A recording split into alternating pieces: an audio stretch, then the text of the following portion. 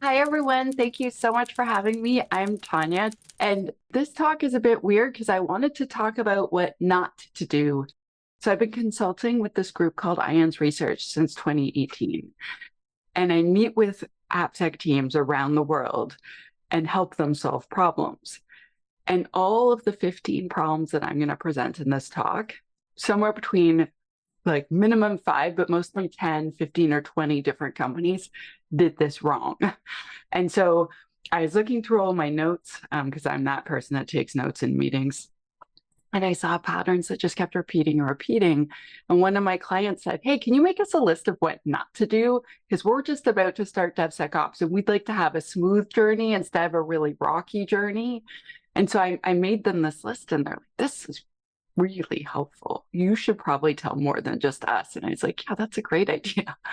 And hence a conference talk was born. And so let me be a little more explicit. What are we going to talk about today? We're going to talk about DevSecOps.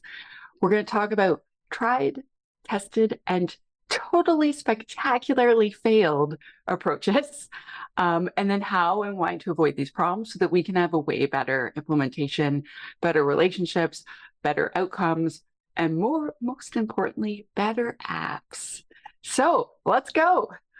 So your nerd today. Hi, I'm Tanya. I'm head of education and community at SEMGREP.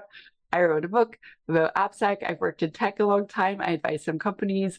I'm faculty at IANS Research. I have previously done counterterrorism. I was the CISO that helped run the election in Canada in 2015. I was a pen tester. I worked at Microsoft, Nokia, Adobe. I started my own startup more than once, a few times. And I was a software developer a really long time. But the point is I'm like, I hope you feel I'm qualified to give this talk. You're like, she seems fine. When she brushes her hair, she looks okay. Let's go. Okay. Okay, so I call this resting AppSec face. This is the face that I make. So this picture was taken after I recorded videos for some of my courses for something like 6 or 8 hours. So I was pretty miserable and tired. But sometimes people do things and I'm just like, seriously? Really? And that's the face I make. I call it resting AppSec face. And so I wanted to talk about two things briefly. So my definition of DevSecOps is sometimes a bit different than other people's definition. So a lot of people tell me, well, if you're doing DevOps, it should have security in it. And if it doesn't, then they're doing it wrong. And so we don't need the word DevSecOps. And I agree, security should be a part of DevOps. That's what I want. And if you're at this conference, that's probably what you want. But it's often missing. And that's why I feel the need to add the sec in there and talk about it a lot, because I'm not seeing it across the board. I'm actually rarely seeing it. Or like if I am seeing it, I'm seeing like a small effort compared to all the things I know we could do. And so my definition of DevSecOps is an AppSec person and the work we do who works in a DevOps shop. So all of the efforts that the security person does to try to ensure that security is for sure weaving through every awesome thing the DevOps folks are doing, I call that DevSecOps, the security work that's happening that's not being done by the dev or ops folks. It's the work from the AppSec person. However, some people, like a more common definition that I see is it's the AppSec person just owning tools in the CI/CD. And they only look at the CI/CD and they skip all the rest of the important AppSec stuff. And they're just like the tooling person. And I definitely like tools a lot and I'm drawn to them. They're super fun. I enjoy testing things, finding things, fixing things. I think this is awesome, but there's more to it than that. And so I often see people say, oh, that's the DevSecOps person. And all they do is like run 2 or 3 scans and they don't do any other AppSec. And I'm like, there's more. So, okay. So DevSecOps isn't easy and sometimes it goes poorly, but people rarely share why. So a lot of this talk, the reason why I can share is because I've met with a bit over 400 companies now. That's a lot. And so because of that, it's anonymized. Whereas if I had only worked at 1 or 2 companies, it'd be really obvious. who I was talking about. And so a lot of us don't share. We're not allowed to share. Like our bosses are not going to let us talk about a security incident or a giant failure we had. And as a result, it's hard for us to learn as an industry. So I'm hoping that by me sharing so many things, that more companies and more people will start to share lessons learned so that all of us can do better. Okay, so number one of the 15 things, the boy who cried wolf. Oops. The boy who cried wolf. Actually, I'm realizing that I can't see my speaker's notes, which makes this a little bit harder. Just a second, let me escape out of here for 1 second and do, there we go. Okay, this looks way better.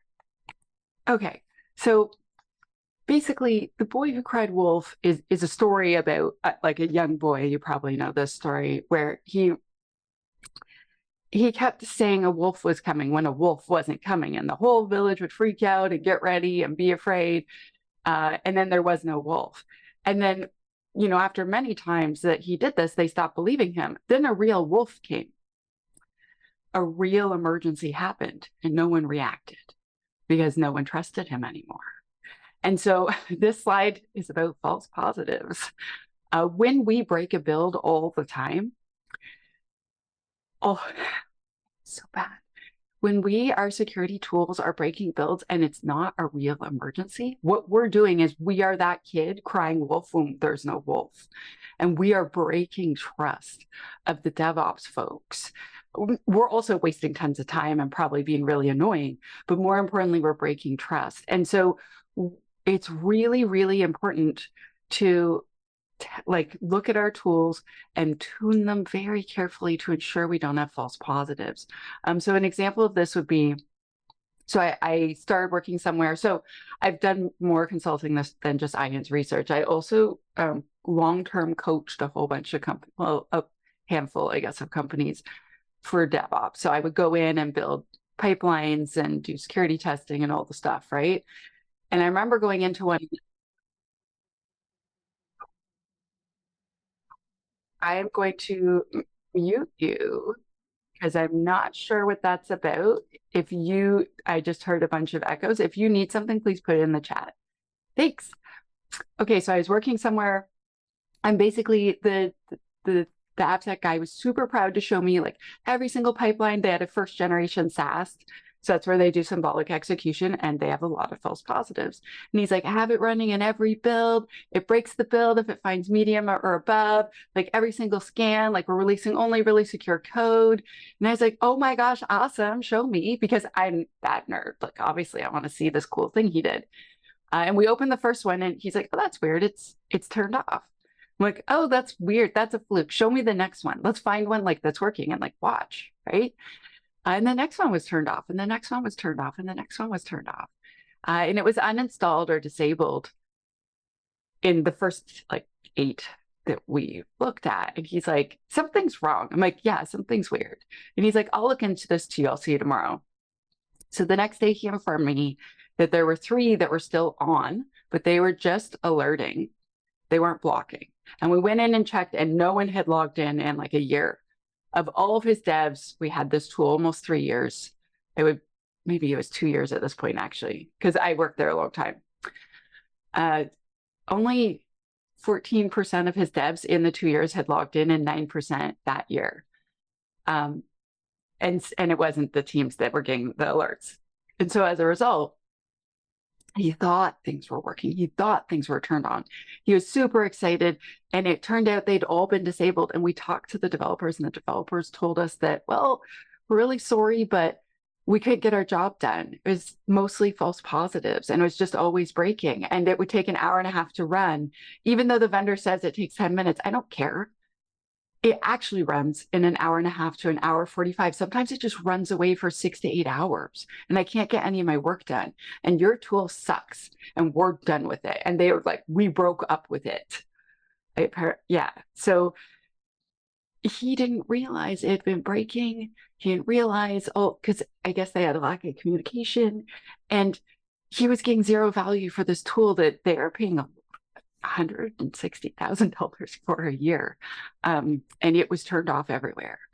And so meanwhile, we thought, I came in and was like really excited to work at a place that had managed to figure out how to do this well.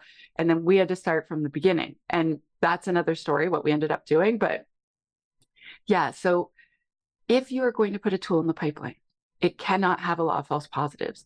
If it does have a lot of false positives, and this is the tool you're given and you have to work with it, do not put in the pipeline. I don't care if someone else at a conference tells you like, oh yeah, I do it, it's fine. It's not fine. You tick everyone off.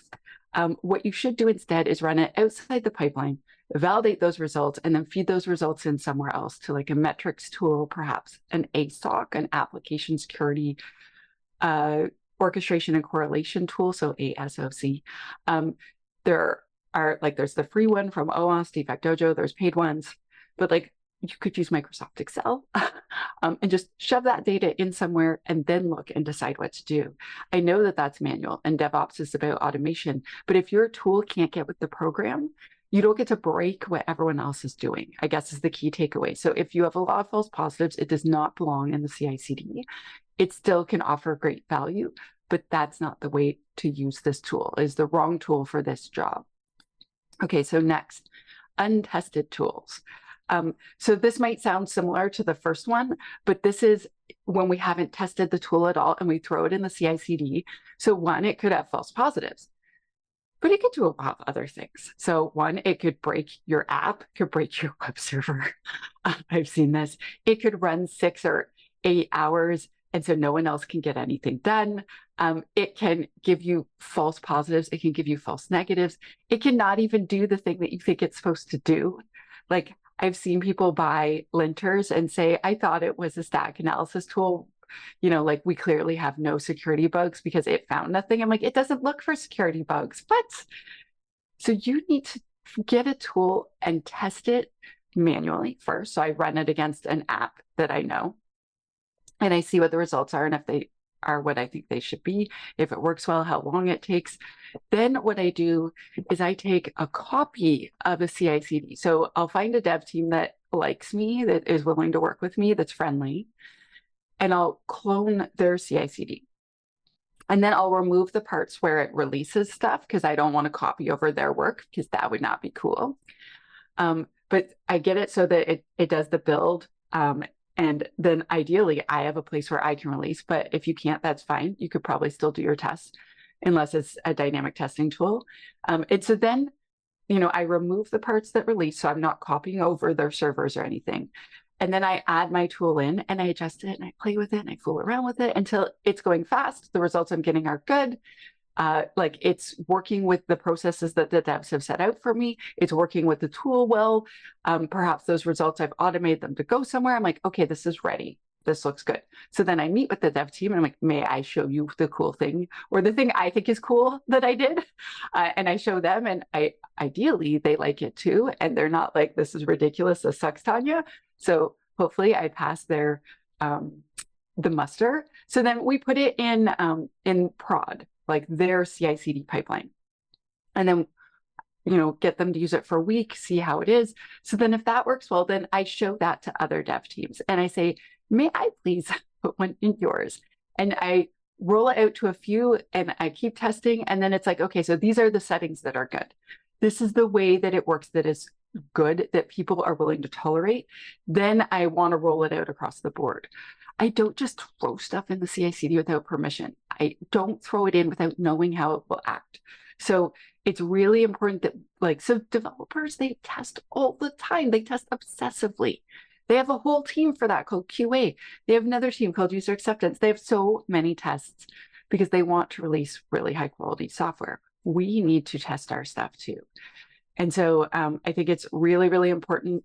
We do test. Oh, and the other thing, if you're going to put something in the CI/CD, I put it in alerting mode first. So it's just telling us when it sees problems.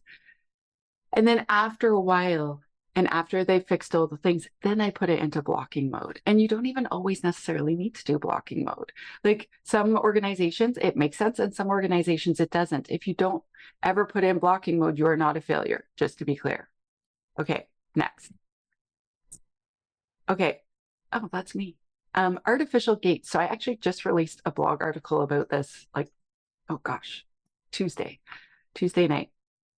So this is where someone uses the CI/CD to create a security gating process. So we moved to DevOps so that we could throw off the shackles of the gating process, the old process where we had 47 meetings and everyone talked about things forever before we could do a change. And it stagnated our innovation. It made it difficult to respond to security emergencies. And it's just not any fun, to be quite blunt. And so we switched to DevOps for a reason, right? And so just a second. So instead of creating a policy that creates a gating process, because no one would say yes to that, they abuse the CI/CD to make their own gates. And that's not okay. And so when we do that, so like I've seen security folks do this where they're like, oh, we don't do gates here. And I'm like, yeah, but you break it every time. And then say, call me and have a meeting. And that takes days. And they're like, well, I can't keep up. Well, that doesn't mean everyone else stops their work for you. That doesn't mean the entire org's efficiency is just ruined and flushed down the toilet because you can't keep up. That's not the answer. The answer is doing things in a new way. The answer is innovating. The answer is attending talks like this. The answer is doing research and R&D on how you can do your security work. Sometimes it means taking the tools that you've used for years, throwing them in the garbage and getting new tools that actually work the way your development teams want to work. The answer is not that everyone else's hard work is garbage and everyone in the entire world revolves around you. And like I've seen this way more than once. And so I call it artificial gates. I don't know what you want to call it, but where they're breaking things on purpose every single time so that the devs have to manually come to them so that they get a manual code review gate. And it's just like, no, that's not okay. If we've all agreed to do DevOps, you don't get to secretly just undo everything. I don't know, this one makes me upset because like you worked so hard to set up all these awesome processes and get everything going really fast. And then one person just stopping everyone. No, it feels really unfair. Okay, 4, missing test results. Oh, actually, for a second, organizers, if you're listening, if you could put what time you want my talk to end, because I think that I have until the hour, but I'd like to know for sure, including Q&A. Okay, so number 4 is missing test results. So if test results aren't delivered on time, if test results don't get to the right people, if test results are hidden on another server somewhere and the server's secret, and you have to have a special account, and then with that special account, you have to RDP into a jump box, and then you jump onto another box, and then you have to log into this account, and that account resets the password every 90 days. And then you have to email this person and call that person and have 4 meetings, and then you see your test results. Those test results don't exist. No one's going to jump through that many hoops. I have worked at a lot of places where they won't put the security test results into the bug tracker because that's really sensitive information. Like, I agree, it is sensitive information, but if we don't give it to the developers and make it convenient for them to see it, they won't fix any bugs for us. And so we're not going to get what we want. And I would rather have them fix the really serious bugs than keep those a secret and have them not get fixed. And when we keep them a secret, they don't get fixed. Like they rarely get fixed. It also takes extra time, which means it slows down everyone, which is 2 thumbs down in DevOps world. It slows down the security fixes. Like it's like we're kicking ourselves in the butt. It's not, it's really not helpful. And so like, I remember I worked at one place. Oh, no, never mind. I'm gonna try to stay on track. So if the tool requires a special license and login, but no one has those licenses or logins or access, any of those obstacles that are in the way of the person who's fixing bugs from seeing this information and being able to know enough to know what to do, that's a fail. And so whatever way you want to call this, like missing test results, like they're not getting to the right person. So when we look at the 3 ways of DevOps, like the first one is efficiency of the entire system. The third way of DevOps is like taking time to improve your daily work, doing continuous learning, risk-taking, experimentation. The second way is fast feedback. But I, in my brain, have amended and changed it to fast feedback that gets to the right person and that is accurate. And so if this feedback's not getting to the right person, the person that needs this feedback, it's worthless. And so we need to get the test results to the right people. Okay, 5, runaway tests. So these are tests that run forever. So I know this is going to sound so it uses up all the resources so that no one else can run tests. So I remember someone saying like, oh, they can go do something else. I'm like, for 6 hours? Like, yeah, like while a test runs for 10 minutes, a developer can go and like read some emails. They're going to get a coffee. Maybe they're going to stretch their legs, use the bathroom. If they smoke cigarettes, they might do that. But then like 10 minutes or maybe 20 minutes have gone by and they're like, okay, I'm ready now. Where's my results? Right? I have seen it. So the first time I used a stack analysis tool, so it's a first generation. So there, in my opinion, there's first generation and second generation. First gen is like symbolic execution. They're very slow, lots of false positives, but they'll find many, many things. Versus second gen, really fast, a lot of true positives, but some false negatives. And basically, I remember the guy saying, okay, well, I'll see you tomorrow. I'm like, what? He's like, oh yeah, it's running. This won't finish before tomorrow. I'm like, what? I used to dev tools where I'm like, okay, my test is done. It's like, what's happening here?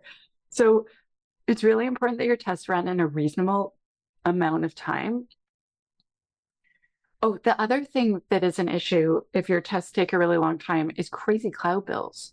Yeah, I've seen it where the cloud bill comes in and I'm just like,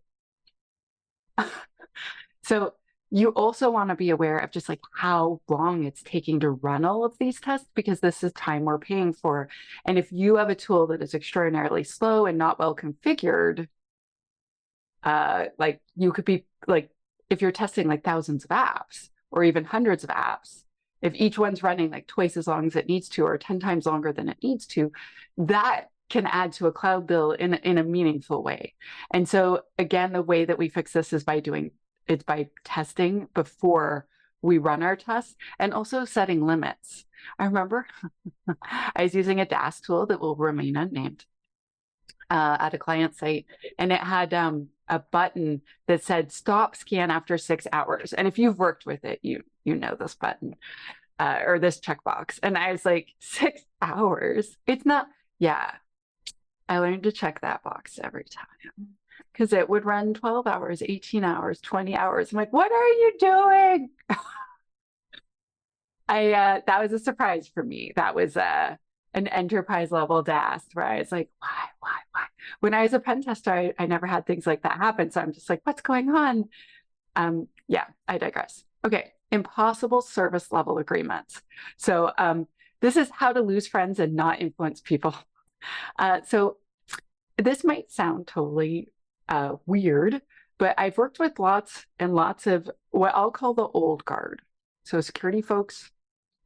So security folks who have done security way longer than me. And if it's not perfect, it's not acceptable. And I'd rather have a security solution that fits 80% of people than have no solution. It's not perfect. I need to work on the other 20%. My work's not done. But I'd rather have a thing that serves 80% of my devs than 0% of my devs anytime. And so the old guard, as I call them, because I feel that's a nicer word than other things you could call them, quite often will set service level agreements that are impossible. Specifically, so I set 2 service level agreements. The first time I scan an app and I find a bunch of bugs in it, those are the original bugs, the OG bugs. And I want to chip away at those legacy bugs slowly. So if you scan something and it has, I'm thinking of a specific person, 213 high vulnerabilities in it, you're not going to be able to fix that in a day or a week or even a month. It's going to take a really long time to help massage your wonderful legacy app that's 41 years old. Yes, that app's 41. It's almost as old as me. You're going to need time. But every new bug after that, when I scan, no. So maybe if you make a low, that's okay. But medium, high, critical, no. You don't get to make new terrible problems. And so what I've seen is, I kid you not, the old guard saying, oh, well, this still has high vulnerabilities in the app. So like, let's say there's 213 highs and you fix 2. They're like, well, there's still 211 highs. And I'm not letting highs go out into production. So this is blocked. So you've made 2 critical bug fixes. So it's 2 less awful, 2 bugs less awfulness in your app, but they won't let you release it because there's still highs in it. What? But it's more secure than the version that's in prod right now. They're like, I don't care. I don't let highs go to prod. I kid you not, I've had this discussion over and over again. I'm like, what we need are true service level agreements. So there's no new medium highs or criticals going into prod. I agree with you. No new big problems. But the old problems, if you fix one of those, you go straight to prod. No problem. You fix any of them, high, medium, low, I don't care. You fix one, awesome, goes to prod. As long as you haven't created new bugs in doing so, you're in. And I kid you not, across the board, I've had many people, and all of them have done AppSec longer than me. I've never met someone who's done AppSec less time than me that thinks this way. And so I propose the 2 SLAs, and usually the developers really like it. And there's lots of tools that'll just do this for you out of the box. The first scan is considered legacy, and every scan past that's considered a new bug. So I feel it's really important to have service level agreements that are possible. I made a post on social media in January. So someone I knew worked somewhere I worked, and she had done a search in GitHub for issues, and she'd found, she said 20, 30, 40 critical issues that I had patched that hadn't been merged and released to prod. And that the AppSec person had been saying, oh, well, I'm not letting those releases, those fixes go because there's still so many critical vulnerabilities in these apps. And like, yeah, she fixed like a bunch of big ones, but there's still lots of other big ones. So I'm not letting those go to prod. And she's like, they're in prod. And he's like, I don't care. Like, if it's not perfect, it's not going. And she is just, so she actually quit because she had hundreds of fixes she had done, and they wouldn't, and she worked with all these dev teams, and that he wouldn't let them go out. And she's like, I'm just out of here. I'm just done. I'm toast. I'm done. And so our service level agreements have to be realistic, or we're not going to get anywhere. And I feel like this sounds so obvious when I say it, but over and over and over, I've had to have these conversations. Okay, untrained staff. Oh, so I used to work in the Canadian government for a long time, and we were allowed $22,225 a year for training. And I wanted to go to SANS, and those are Canadian dollars. So that's like 1,500 American dollars, maybe a bit less, maybe 1,300 American dollars. Well, a SANS class is like $7,000. So that's over 10,000 Canadian dollars. And so I remember asking my boss, and he laughed so hard. It was like a full tummy gut laugh. And he like got tears in his eyes, and he's like, oh my God, you're so funny. That's hilarious. You're never going. And I was like, but I need to learn. And he's like, you're going to have to find a different way. And so that's how I ended up speaking at conferences, so I could get in free so I could learn. And then I made friends with trainers. Lots of them let me sit in their classes for free and learn from them. And I'm very grateful to all the people that have taught me so that I could be an AppSec professional. But what happens if there's no money to send people on training, and training's just not affordable? So training has changed a lot since then. That was years ago. That was like, 2014 when I started like going to classes and learning and stuff. But like, if we don't train our staff, you think they're going to do a good job in DevOps? If we give them no training at all, do we think this is going to go perfectly? So like one company I worked with, yeah, they just let everyone in untrained. And one of them, he put too many zeros and made some containers. So he made 2 digits worth more of the containers, and they got a $30,000 cloud bill. And they just had like, instead of 10, I think they had 1,000 containers floating around, and they thought they only had 10, so they turned off 10. That did not go well. right? And another time they had someone turn on a scan. They didn't think to check it because they never had any training. Yeah, it ran over 3 days. Another time, so actually, quite frankly, me, I had no training from my first mentor, and he set me on a production system, and I used an automated tool, and I took down prod.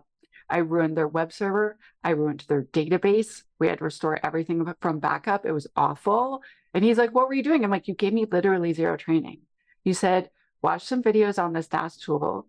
You told me Friday to do that. And Monday you set me loose on a production system, which is completely irresponsible. And you're like, just do your worst. So I did. And it turned out my worst was pretty powerful. Since then, I've learned I'm much better now. I rarely actually shatter things, which is good. Yes. But if you don't train your staff and then you get upset at them when they make a mistake, it's like, what are you doing? So there are more affordable ways to train people now. There are ways to scale training now.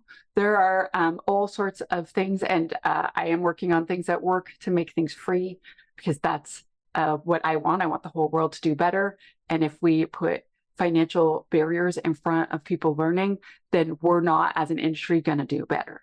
But I digress. So it is really, obviously the lesson here is like train your staff before you give them a new responsibility that could have serious repercussions. Yeah. Okay, forgotten bugs. So, oh my gosh, don't worry, Tanya, it's in the backlog. That's why I'm worried, buddy. So if you let security bugs go into the backlog and be ignored for a long period of time, this is the problem. So it's okay if they go into Jira, Bugzilla, whatever you're using, that's cool.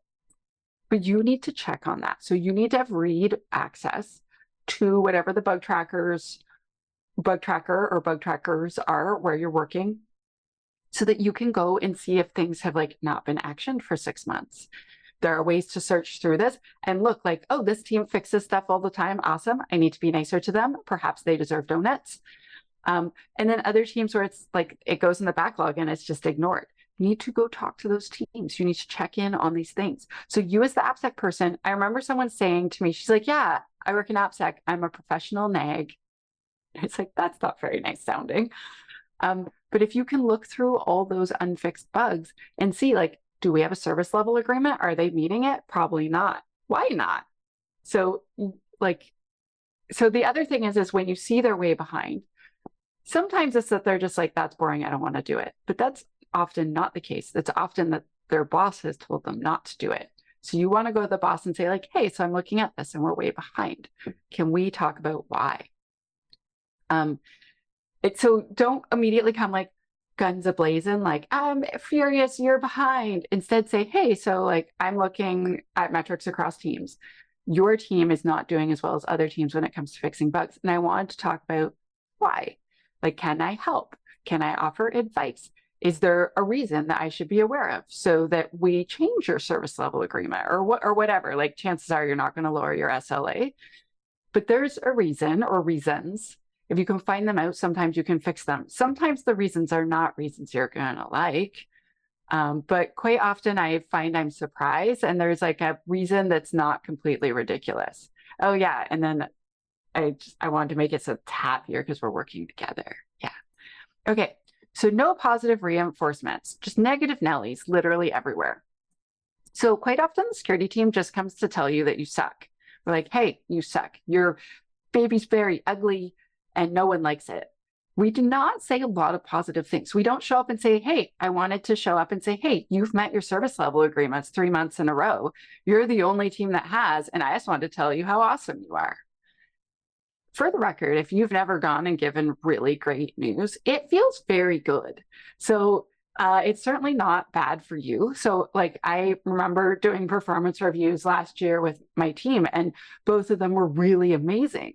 So the performance reviews were such a pleasure because I'm like, yeah, so this is a meeting for me to tell you how great you are. So get ready. And then then we're going to make a plan so you could be even more great. And we're going to figure out, places you want to get in your career and how you can get there.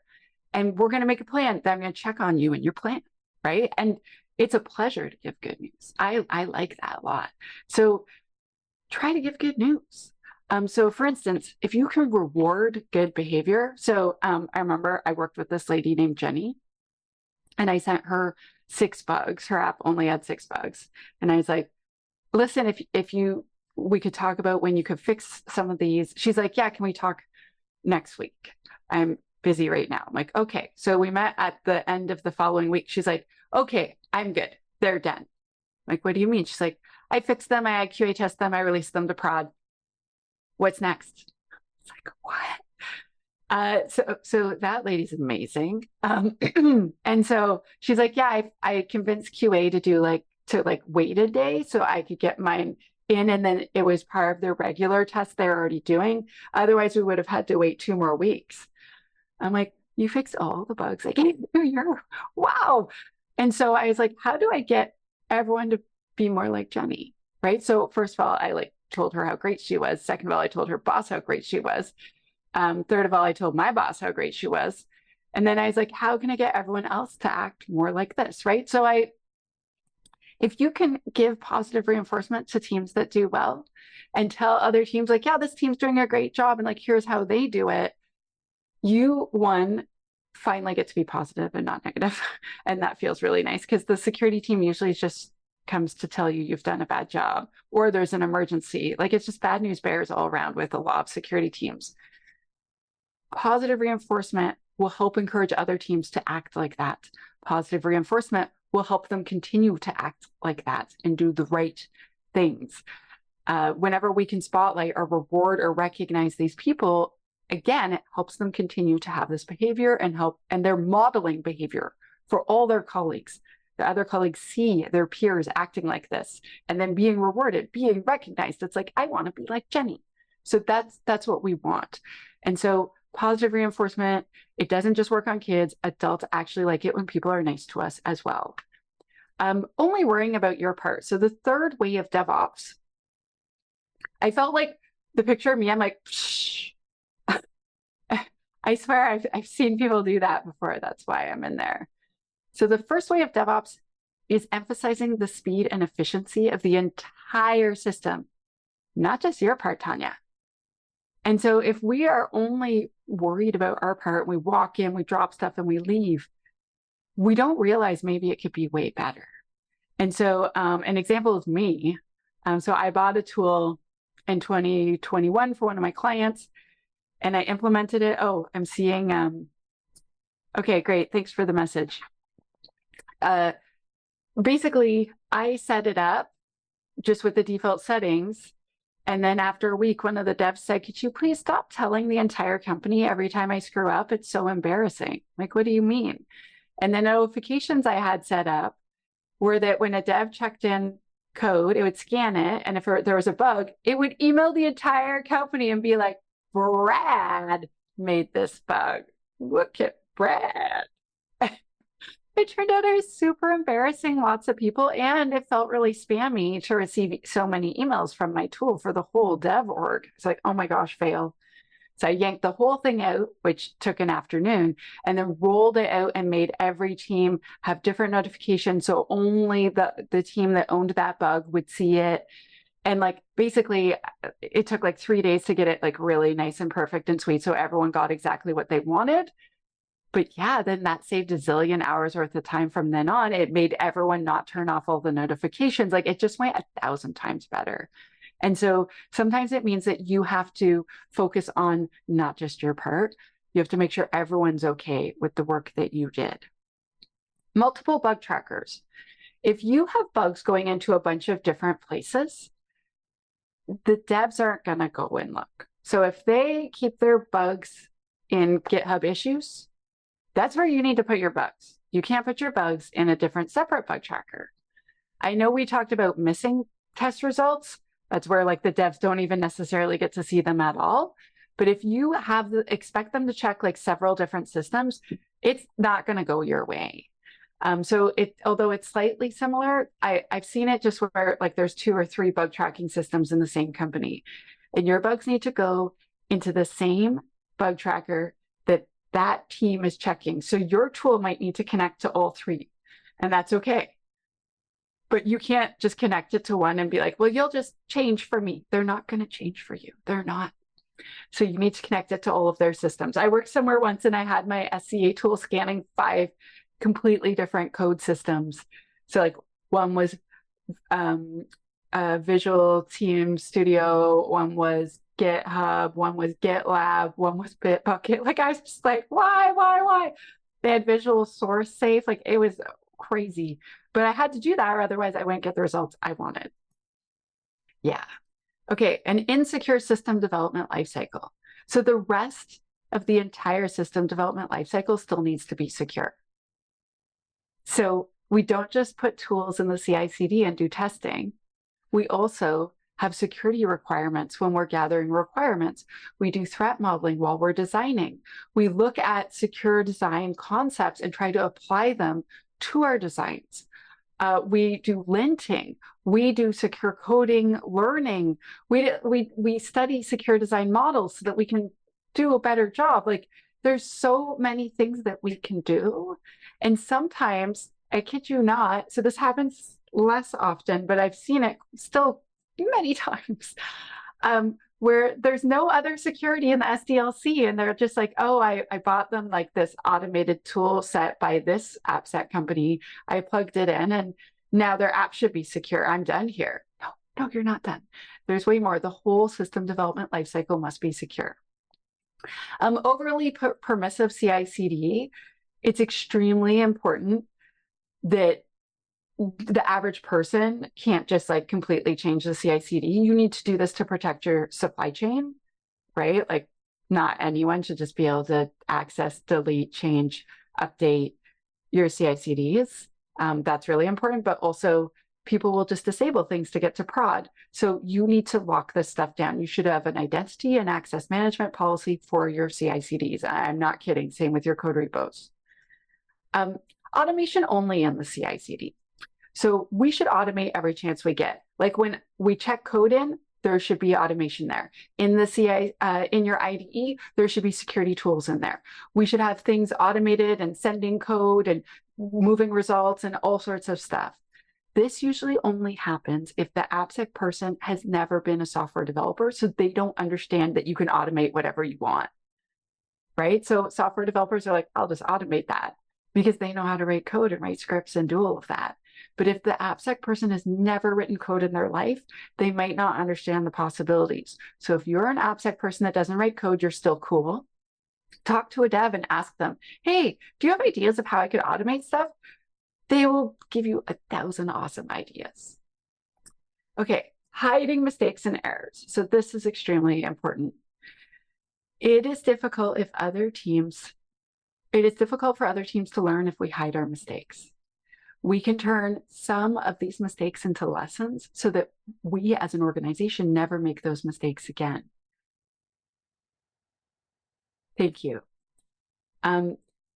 Quite often security teams are very scared about sharing information widely, and it results in us repeating the same mistake, which to me breaks my heart. And sometimes we do it over and over. So I worked somewhere once, and so I had this temporary boss named Phil, and he was like, that one dev team that won't let you test anything, that won't help, that refuses to fix bugs, that just won't engage. Like their boss actually would say, F off, Tanya. And like I would walk to his area and he would just get up and point really angry style. Be like, get. He's like, I booked a meeting with them and we're going to tell them about a bunch of security incidents we've had. And I was like, no, then they'll just think we're stupider than they already think we are. They think we're morons. They don't want to talk to us. They don't want to engage. Then they're going to know we're dumb. He's like, we're not dumb. Everyone makes mistakes. We're going to do. I'm like, no. He's like, it's happening. I'm like, no. So we had the meeting, and long story short, Phil was right. I was wrong. And so he told them about 3 different security incidents we had. And in one of them, like an employee had some of her personal data lost and I had to help her change her banking passwords. And I remember my boss saying like, yeah, that was a grandma. And the grandma started crying. And Tanya had to hug a grandma, a crying grandma. Grandmas cry when our team fails. And so he really like got the message across. And then he told them about the last incident which was with one of our pieces of software that belonged to that team. And he's like, this incident cost more. So the incident cost more than the house that I lived in at the time. That's how bad it was. It was really, really scary. And I was like, he's like, Tanya, tell them about it. So I told them all about it. And he's like, that was your app. Tanya wanted to test it. You wouldn't let her. Tanya told you about bugs. You wouldn't fix them. And then this happened. You hurt our organization because and he explained, I can't do this without you. We need you so bad. And so when we hide our mistakes, which is what I wanted to do because I was afraid to admit flaws, none of us get better. We don't learn. And so I'm hoping with this talk and sharing all of this, that all of you consider sharing a bit more. I know sometimes there's a non-disclosure and you're not allowed. I'm not telling you to get arrested or sued or anything like that. But if you are in a situation where you can share, maybe you should. Because we all learn better from real examples and real stories and things that happen to real people, as opposed to a threat model that may or may not be possible. And so let's try not to hide our mistakes, and let's try, if we can, to share information. Okay, so that's the last one. So brief conclusion, then some free resources. So we learned some people learn best from what went wrong. And so we need to understand the why behind it. We learned how to see DevSecOps from the other side. So these things go wrong, and this is how we can avoid those things. And we learned several strategies for just way better rollout. So rollout is a lot of the problem here. And so I covered rollout quite a bit. And with that, I want to give you a couple of resources. So first of all, this link will bring you to these slides so you could just download them. This link is also going to be on the very last slide of this entire presentation, so you can take a screenshot then. The SheHacksPurple community. So we got acquired by SemGrep, but we are still going. We are going to be migrating to a new platform with the SemGreppers. We're all going to migrate to the same platform together, but this platform is still live and there's still 8,000 people hanging out and doing stuff all the time. And you are invited. There are free courses, there's free events, there's articles, there's discussion, and there's silly memes. Pretty important. I have a podcast. So we just released an episode with Diana Kelly about how to secure artificial intelligence. And that was actually really super fun. Resources me. So if you look up like SheHacksPurple basically anywhere, that's generally me. I have a YouTube, I have a blog, I have a newsletter, I do lots of things. So if you liked this, there's a lot more if you want it. And then lastly, thank you so much for having me at this super awesome conference. I wish that I could have been there in person with you. I really wanted to go, but I had all these previous commitments and I was going to be away the entire month if I came. And that just is ridiculous. I hope you're all having an awesome, amazing time, because I'm kind of jealous because the conference just looks so awesome.